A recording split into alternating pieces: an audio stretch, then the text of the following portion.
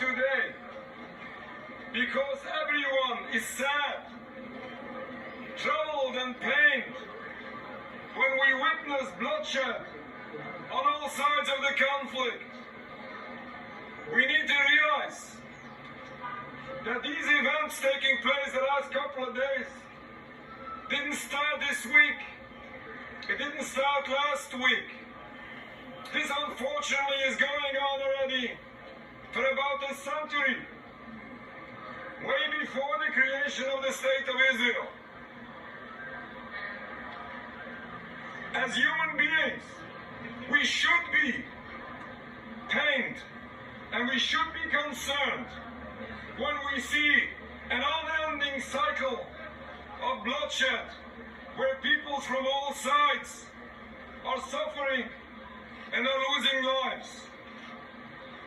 But if we want to see a better future, if we want to reach a lasting peace, we have to realize, search what the real cause of all of this is.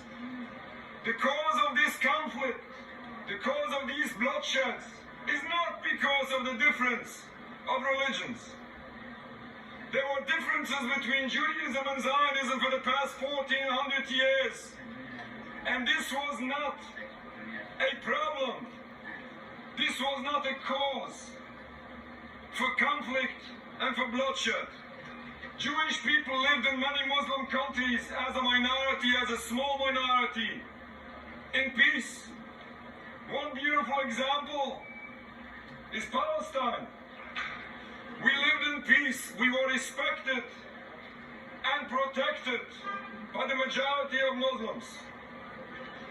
Why was this changed? And when was this changed? Once this invention of Zionism came in,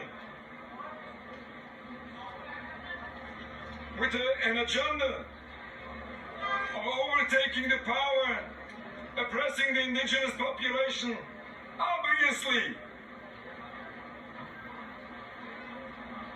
a conflict arose. We don't condone violence, but we have to be realistic. Nothing else could have been expected from this brutal, decades-long oppression and occupation.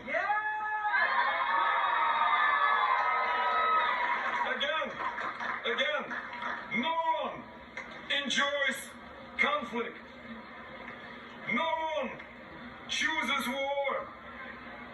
And no one wants to see bloodshed going on for these decades.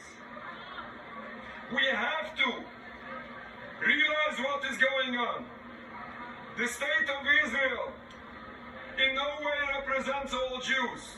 There are masses of Jewish people today in Palestine who are embarrassed, who are troubled, who are so upset from everything what's going on for these decades. Masses of Jewish people in the United States and the world over oppose this occupation in its entirety. Because we are religious Jews, because we follow our religion, we oppose the State of Israel, the movement of Zionism, and this ongoing occupation.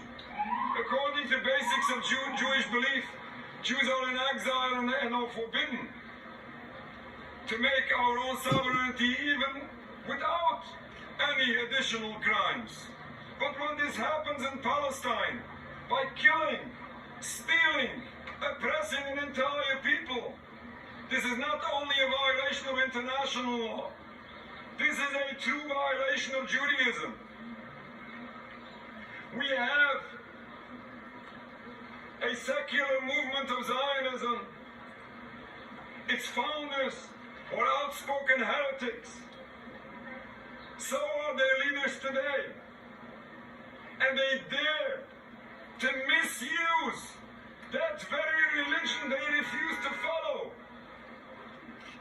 Misuse it to justify those crimes and those actions forbidden according to Judaism.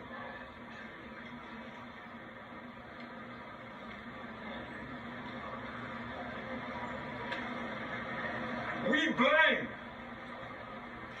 the occupation forces. We blame the state of Israel for endangering, for harming the Palestinians and endangering the Jewish people.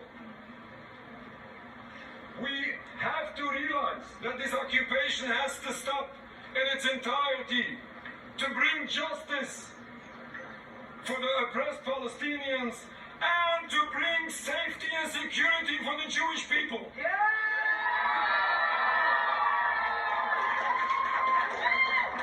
We pray and we hope that this criminal state of Israel, this anti-Jewish state of Israel, and this unjust occupation stops today. We hope this stops peaceful, with no more suffering of anyone involved. And at that time, we can expect to witness once again that beautiful peace that it existed in Palestine and in many other parts of the world. Thank you very much. Assalamu alaikum.